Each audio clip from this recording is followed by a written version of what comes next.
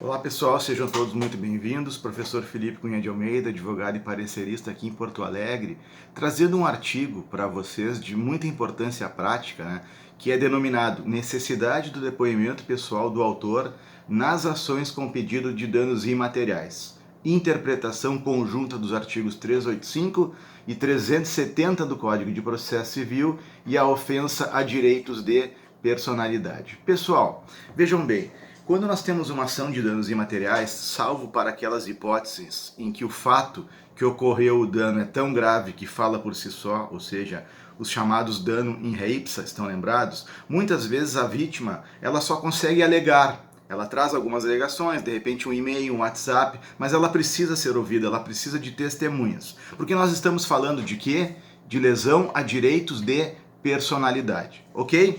Ocorre que o Código de Processo Civil, ele no seu artigo 385, ele é bem claro quando ele diz o seguinte, vejam, o que diz então a redação, deste artigo 385.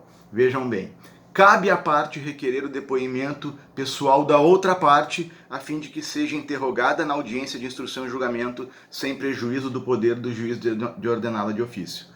Com todo respeito aos magistrados, mas quando a gente pede o depoimento, eles dizem, olha, o artigo 385 diz que cabe a outra parte pedir.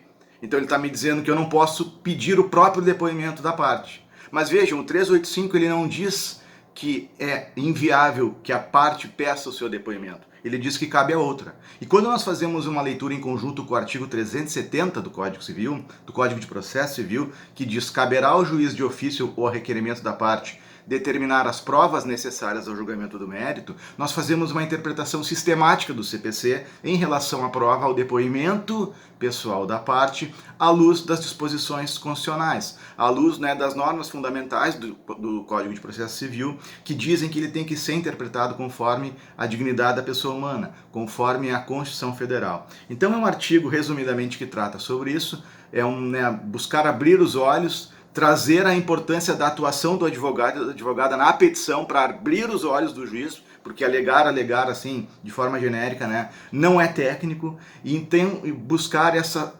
medida, para que quando se tivermos uma audiência de instrução, que muitas vezes serão ouvidas as testemunhas, já aproveitar e ouvir a própria parte que alega que teve ofensa a direitos de personalidade, que teve um direito fundamental, lesado pela parte contrária. Então essas são as breves contribuições que eu trouxe e desejo uma boa leitura a todos. Muito obrigado.